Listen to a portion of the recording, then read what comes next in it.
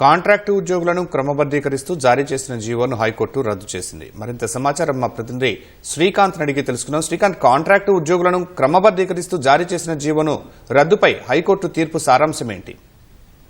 గత ప్రభుత్వంలో పలు డిపార్ట్మెంట్లో పనిచేసే కాంట్రాక్ట్ ఉద్యోగులను క్రమబద్దీకరిస్తూ జీవో 16 తీసుకొచ్చింది ప్రభుత్వం. అయితే అంతేకాకుండా ఆ జీవో 16 తీసుకురావడానికి చట్టం 1994 చట్టంలోని 10A సవరణ చేసి తీసుకొచ్చింది. అంటే ఉమ్మడి ఆంధ్రప్రదేశ్ లో ఉన్నప్పుడు రాష్ట్ర విభజన జరిగిన తర్వాత దానికి సంబంధించి కాంట్రాక్ట్ ఉద్యోగులను రెగ్యులరైజ్ చేసే విధంగా ఉన్న సెక్షన్ కు 10A అదనంగా జోడిస్తూ దానికి సంబంధించి కొన్ని సవరణ చేస్తూ దాని ద్వారా కాంట్రాక్ట్ ఉద్యోగులను రెగ్యులరైజ్ చేయడానికి జీవోని తీసుకొచ్చింది. ఆ జీవో 16 ప్రకారము ప్రస్తుతము దాదాపు 5,600 మంది కళాశాల అంటే ప్రభుత్వ డిగ్రీ కళాశాల, పాలిటెక్నిక్ కళాశాల, జూనియర్ కళాశాలలో కాంట్రాక్ట్ లెక్చరర్ గా పనిచేసే వాళ్ళతో పాటు హైయర్ ఉన్నత విద్యాశాఖలో కూడా పనిచేసే ఉద్యోగులందరూ కూడా కాంట్రాక్ట్ అవసరమైన చోట పోస్టులు ఖాళీగా ఉంటే అందులో కాంట్రాక్ట్ ఉద్యోగులుగా పనిచేసే వాళ్ళు రెగ్యులరైజ్ చేయడానికి జీవో తీసుకొచ్చారు. దాని ప్రకారము గత ప్రభుత్వంలో దాదాపు 5,600 మందికి పైగా కూడా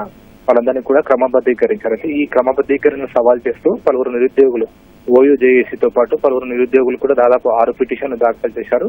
ఈ పిటిషన్లపై విచారణ కూడా జరిగింది. గత విచారణ సందర్భంగా విచారణ పూర్తి కావడంతో జడ్జిమెంట్ ను తీర్పును వాయిదా వేసింది. ఈ రోజు ఆ తీర్పు సంబంధించి వివరించింది. అయితే పిటిషన్లన్నింటినీ కూడా ఆలోచిస్తున్నట్టు చెప్పడంతో పాటు సెక్షన్ 10A యాక్ట్ 1994 అన్కాన్స్టిట్యూషనల్ అని చెప్పి కూడా డివిజన్ బెంచ్ చెప్పింది. అంటే ఇది ప్రభుత్వం తీసుకొచ్చిన సవరణ చేస్తూ సెక్షన్ 10A సవరణ చేసే విధంగా తీసుకొచ్చింది. అదంతా కూడా రాజ్యాంగ విరుద్ధం అని చెప్పి కూడా హైకోర్టు చెప్పింది. కాబట్టి ప్రస్తుతం ఈ జీవో ద్వారా దాదాపు 5,600 మందికి పైగా అందరూ కూడా కాంట్రాక్ట్ లెక్చర్ గా ఉన్న లెక్చర్లందరినీ కూడా క్రమబద్దీకరించింది. కాబట్టి వాళ్ళందరిపైన కూడా ప్రభావం పడే అవకాశం ఉంది. దీనికి సంబంధించి ఇంకా పూర్తిగా మొత్తం తీర్పుకు సంబంధించిన కాపీలన్నీ కూడా పూర్తిగా వస్తుంది. దానికి సంబంధించి ఒక క్లారిటీ వస్తుందని చెప్పి కూడా పిటిషన్ల తరపు న్యాయవాదులు.